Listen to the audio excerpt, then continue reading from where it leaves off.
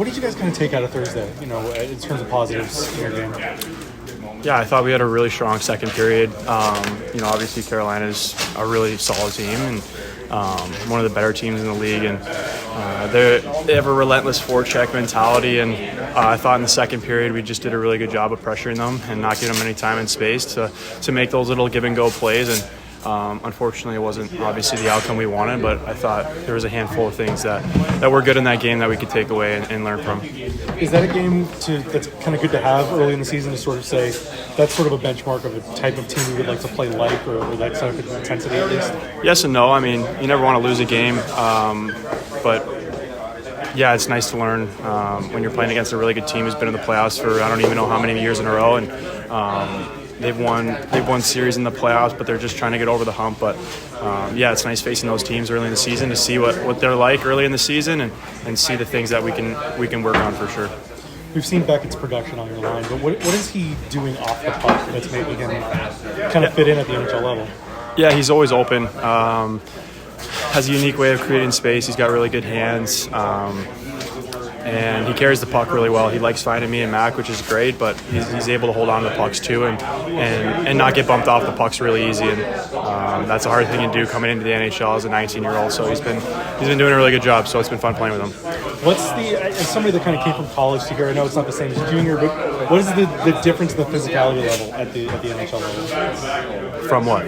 From college or junior? Yeah, I mean, I can't speak on junior because I've played juniors, but college, it was tough. I mean, there's 30-year-olds, 35-year-olds in this league. There's guys 6'5", 6'6" on a nightly basis that you're playing on the back end that their main job is to be physical and be in your face. So college, obviously there's no fighting. There's cages on, so it's not as feisty as it is in the NHL.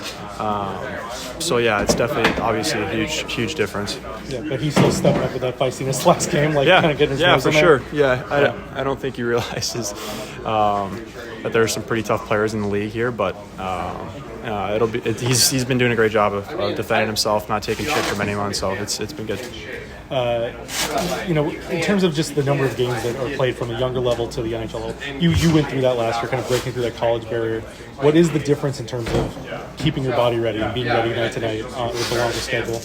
Staying healthy is the biggest thing. Being smart about what you put in your body, your sleep. This shit adds up over the course of 82 games, and the most games I've ever played was 41 before the NHL, and then jumping right into an 82-game season in the best league in the world, it's not easy. So with all the traveling that we have to do because we're so south, you just have to stay on little things, especially like your nutrition. That's a big one, like what you eat, what you put in your body, and sleep is obviously the biggest thing for recovery. So just trying to stay recovered as much as possible because it's a really tough schedule. I think Leo's been really engaged so far this season, right? I mean, you played with him a bunch. What have you seen watching him on the ice right now? Yeah, he's playing confident. He's playing smooth. He's not playing timid. He's confident skating with the puck through the neutral zone. When he's at his best, he's slicing through the neutral zone, creating odd-man rushes, and capitalizing. He had a great goal, obviously, against Carolina because he was using his speed and was able to beat guys up the ice. And I think him and Kreids are doing a really good job of finding each other. And it's good to see that we have multiple lines going at the same time. And last one, just what are you looking forward to this road trip? Kind of getting away, first longer trip of the season. Yeah, I mean, it's exciting. We're playing some good teams on this road trip early in the season. It's a huge road trip for us. We can't take anything for granted. We have to go out there and ultimately win and get points. We can't, come home empty-handed whatsoever. So it's a huge road trip this early in the season. So we got to take advantage of it. Kind of an interesting road trip for you on a personal level, starting in Chicago, ending in Florida.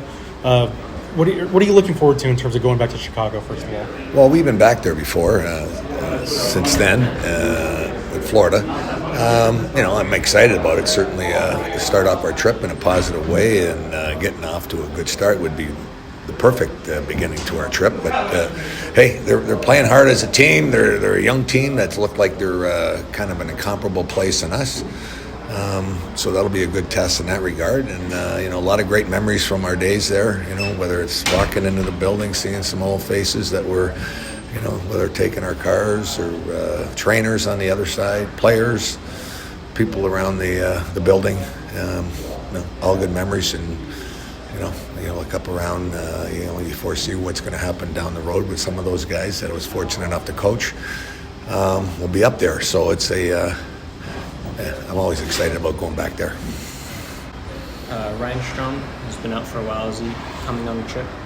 Stromer at one point will be on the trip. Don't expect him to play. Same thing. I mean, Harkins out there in a non-contact jersey. Same situation. Yeah, he might. I don't know if he'll be playing on their trip, but he looks like he could play today. But you ask him, he'll say yes too. But major progress in the last few days with him pushing through it. In reviewing the film from Thursday, were you able to pull out anything else in terms of positives for the team or things to build on? Well, we had a real positive last 10 minutes of the second period where we started moving and getting through the exits out of our own zone, generating possession, opportunities, odd man breaks, and learn how to protect the puck a little bit better, how to influence the puck more efficiently. Is probably the best lesson we got out of that.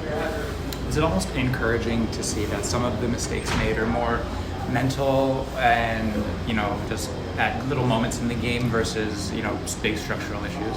Well, I don't know if they're mentally. I mean, I think we're trying to implement a system where there's situations that comes up where you could say it's mental. I call it maybe just habits where you're just reacting to what's the right play. And if you have to stop and think about it, or you're just guessing and you're doing the wrong thing, I think eventually we're going to get that. And I think there is progress in how we're doing things. And we saw that in practice, a couple of situations that we had some issues with. That it's some growing pains right now, but I expect that to be.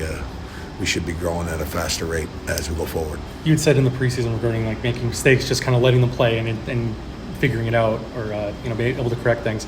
Is that easier to let them kind of play freer and then reel them back in than it is to start from a low point and build up? That's a good question. I think the one thing is we want to get back. We want to play fast, and so if you get that hesitation and all of a sudden you're on your back heels and you're just waiting for something to happen, let's be more initiative and initiate all over the ice when we don't have the puck, quicker, faster, better stick positioning, better backside pressure, tighter gap, more guys in the picture. I think that nobody does it better than we just saw. So I think that was probably the primary lesson we could take out of the last game. Joel, I read your comments post-game. You talked about stick battles and how good Carolina was with their sticks. Is that a cause and effect of what we saw with the one-on-one in practice today? I think there was the one-on-ones, and whether it was, it's something we've talked a lot about since we come in here. I like to say I'm a stick cop as far as the usefulness of it. So let's apply it frequently or more frequently, and that's across the board. But we're, I think that team is not just their sticks, but their tenacity in that puck area and their stick pressure and their protection of it. They properly place it when it's free, and it's when they don't have it, they somehow, they've got a stick on it when it looks like it's a free puck. So that's the, we want to be relentless. That's a good place to start. Sam Colangelo's been a healthy scratch the last 3 games. What's he got to do to earn a chance back into the lineup? We expect him in tomorrow, and Sammy just, I thought he had 2 really good practices in the last couple of times we were out there. Today, I thought he was very, very good. So, I'm sure he's excited about that chance, and I think once he gets in here, just do his thing. I mean, whether he's scoring, bring some tempo, consistency, energy. I've noticed there's been an extra man out for warm-ups throughout preseason and regular season. That's something you kind of brought in. Is there a specific purpose for that? Oh, we always did it. We've always had an extra guy. And if we got 2 extra, we'd have a forward and a D taking warm-up because things can happen. For that reason only. Yeah. Ian Moore comes up. How do you plan to work him in the defensive rotation over this road trip? I like what I saw in practice today. I think he gives us some more options. I think the one thing with him, flexibility-wise, can play both sides, and got a good head on his shoulders, and he looked like you can probably use him in a lot of different situations as well. So it gives us some options as far as when we're putting our lineup together.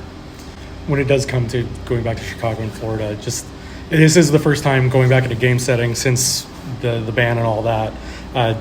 What do you expect in terms of reception, or just sort of how you're seeing there? I don't know. We had I had a good relationship with the city and the fans and the rink, and we've had great people around us throughout our time there. We love living in Hinsdale. We love Chicago. I can't forecast that, but I'm certainly they've been very nice over the years. So, we're excited about being part of it.